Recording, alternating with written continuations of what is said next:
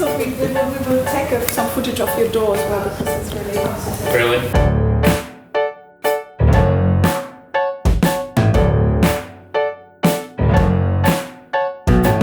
G'day, my name's Ian Godwin. I'm a professor in plant genetics at UQ, and I'm going to introduce you to one of my favourite plants, sorghum. So, those of you who know sorghum in Australia, it probably doesn't look too familiar with this format. A very open panicle, really small seeds. You might even be able to see there's some awns on the tips of the inflorescences. It's not like sorghum as we know it. But this is sorghum as it grows in the wild. And this is not a wild sorghum as such. This is actually a forage sorghum, but it's not too far from a wild sorghum in the way it actually looks. Now, what we have done with the domestication of sorghum, of course, is change a few things about sorghum. One of the things that you would notice is this has got really small seeds. So one of the big things that domestication has done is increase the size of these seeds. Another thing that domestication has done, particularly in places like Australia and the United States, where we grow sorghum on vast hectares and harvest it mechanically, is it's not this tall. I would not be looking sorghum in the eye if I was standing in an Australian crop of sorghum, because it's only about 1.2 metres high. So what I'd like to do now is take you over to some of the breeding populations and show you some of the things that are segregating in those populations, so you can understand a little bit of what's gone on with the domestication and improvement of sorghum.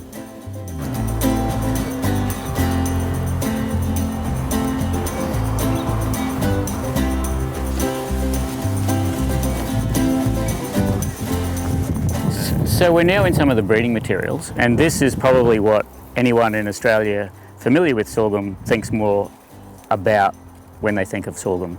So it tends to be a red or orange colour because we predominantly grow red or orange sorghums in Australia, mostly because the birds don't like them as much. If you grow white sorghums, you're more likely to have birds eat them. And you can see that the panicle is a lot more bunched up. There's probably a higher seed number, and definitely we've had an increase in seed size. But as we go along this row, you'll actually see that this row is segregating for the type of inflorescence. And if we drop back to about here, you can see that these individuals, which are in the same segregating family here, have more got that older style wild type inflorescence. So it's much more open. The little branches on the panicles are hanging down, but you will notice that the seed size has increased because this thing has been actually back-crossed twice to an elite Australian type of sorghum. Then if we go over into the next row, which does look a little bit manky here and there, but the one thing that I would like to point out to you is we've again got segregation for the head type. This is more what we're used to with the cultivated sorghums. Here's a very open head. You'll also notice that this particular row is segregating for the seed colour. So one of the parents of this cross would have been a white seeded sorghum, and that's not uncommon. In places where people eat sorghum, they prefer white or yellow sorghums because they taste better. The red or brown sorghums to the human palate tend to give a bit of a bitter flavour. So that's another component of the domestication and the breeding for consumption. If you're breeding for human consumption or selecting for human consumption as land races, you're more likely to select the white types. In Australia, less than 1% of our sorghum goes into human food.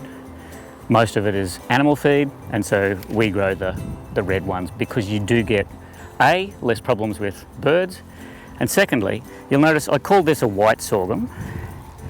To most of you it'll look like a fairly dirty white. The reason for that is there's a little bit of grain mould on it. Many people think, well, the red ones don't get grain mould. They do, it's just you can't see it.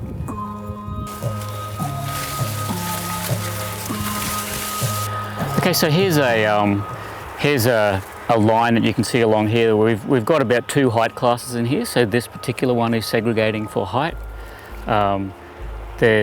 If we want to get all genetic about it, there's 4 major dwarfing genes in sorghum. And the difference between this height and this height would be one of those genes. So a super dwarf sorghum, which has all 4 dwarfing genes, will be less than a metre tall. If you go to East or West Africa, where people grow sorghum, this would be regarded by most people there as a short sorghum. They don't grow sorghum much that's shorter than this, and in many places they'll be growing sorghum that's 4 metres tall. Which, as you can imagine, if you're a plant breeder, is not a good sorghum to work with. No one is tall enough to actually do the crosses without actually standing on ladders. Sorghum was introduced into Australia over 100 years ago, mostly as a forage crop. It only became a serious grain crop with the advent of hybrids, which is about 50 years ago. And that made sorghum a viable alternative to other crops that people had struggled with in summer, particularly corn or maize. And people were having problems with cotton as well, so sorghum became a viable alternative. Since the advent of the breeding program giving us both stay green and midge resistance, sorghum has become such a viable option that now many growers in Australia who used to think of themselves as primarily a wheat grower in winter, and then they might grow a summer crop if there was good enough rain. Now a lot of them will actually focus on their summer cropping system. They will plant sorghum. If conditions are right, they might plant a wheat or a barley crop as a rotation, but sorghum has become the grain of choice for many farmers in Queensland. Now internationally, but sorghum has been grown for 5, 6, 7,000 years in East Africa and probably even in West Africa. So all across sub-Saharan Africa, it's been a crop. And there, it's almost all used for human consumption, either as breads in East Africa, in West Africa it's for porridges, and right across Africa, it's used for making beer. So if you go to Nigeria and you sit in a pub in Nigeria and have Guinness, it tastes just like the Irish Guinness, but it's made of sorghum. So these populations here were all developed by Dave Jordan, who, when he developed these populations, he worked for the State Department of Primary Industries. He's now actually a UQ professor. So we work on a large number of projects together, which is great. Now, interestingly, sorghums came into Australia from originally, of course, Africa, but we've brought in germplasm from Asia. We've brought in a lot of germplasm from the United States, where there's been breeding programs for the last 50, 60 years. And then the good story there is we've got a really nice network of sorghum researchers in the genetics, physiology, pathology area now in Queensland. The program has become so renowned worldwide that now there are projects back in Ethiopia where Australian sorghums are going back into Ethiopia to introduce traits such as stay green into Ethiopian germplasm. The real irony of that is that stay green came into Australia in an Ethiopian line called B35, and that's the source of most of the stay green in Australian sorghums. And now those improved Australian sorghums with their Ethiopian stay green genes are going back to Ethiopia and becoming part of the Ethiopian breeding program. So the stay green genes, sorghum in most situations, sorghum is actually not an annual crop, it's a short-term perennial.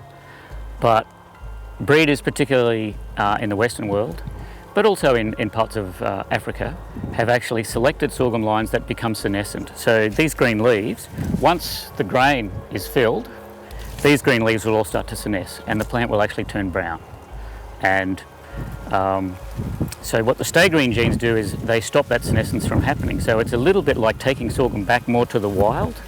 It's still a short-term perennial. Now, what is the advantage of that? The advantage of that is if you have got more green leaf area leading up to grain fill and through grain fill, you've got more photosynthesis occurring, you've got more ability to remobilize things like nitrogen and carbohydrate and sugars. So the stay green trait has been a good trait when it comes to what we call post-anthesis water stress, drought. In other words, if it doesn't rain, stay green is a really good trait to have because it'll keep your yield at a respectable level. With a senescent line, if it doesn't rain, not only will it senesce, it will yield less, and very commonly because the body of the plant is dead, it'll fall over. Sorry, my voice went a bit hoarse there. The 70s, 80s and even early 90s, the biggest constraint to Australia's sorghum industry was a tiny little fly. It's actually a midge. It's called sorghum midge. The sorghum midge likes to, the female comes and lays up to 200 eggs on individual sorghum flowers around about flowering, and then the little midge larvae hatches out, and instead of getting a grain, you get a really empty head like this. So it's known as midge blast by a lot of farmers, but this is basically midge damage at its worst. This particular head has got hardly any seed on it, and that's because midge has been laid on almost every inflorescence on it, and those midge larvae have eaten the grain. You'll notice that within this row there is some segregation.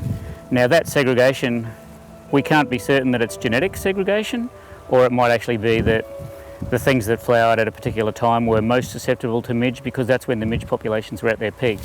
So this is a fairly badly damaged head by midge, but you'll notice there's still quite a few intact grains on it.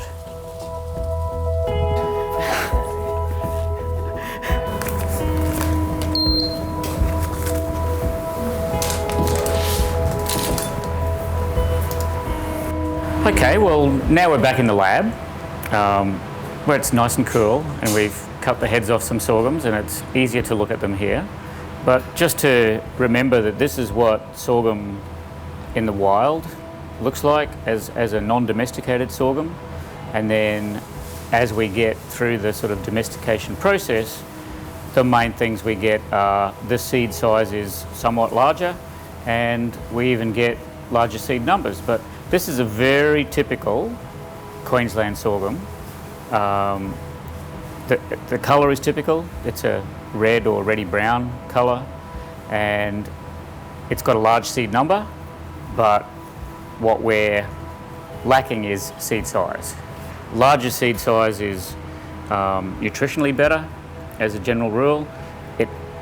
What drives the larger seed size is mainly an increase in the starch content, so because the starch is where the energy comes from, so anything you can do to increase starch content or seed size is good from a production point of view. So this one, the head itself isn't in very good condition, but you can see that the grain is considerably larger. Processes like larger grains because it uses less energy to actually crush the grains.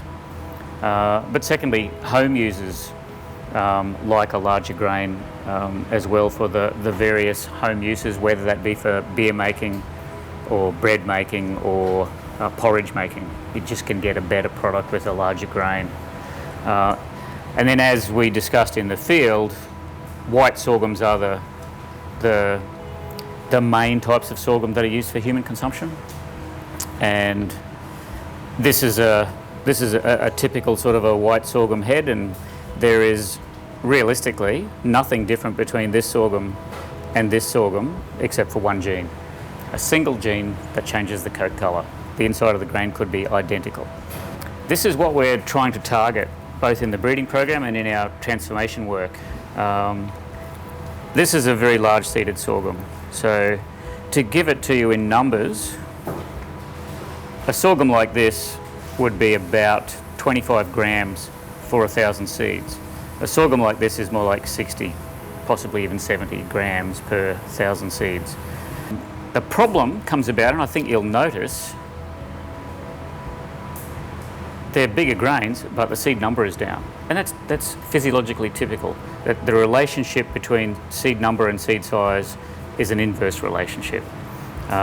Physiologically, what we would like to do is to break that nexus, to actually be able to produce sorghums that will give us this size and this number. That would actually revolutionise sorghum worldwide.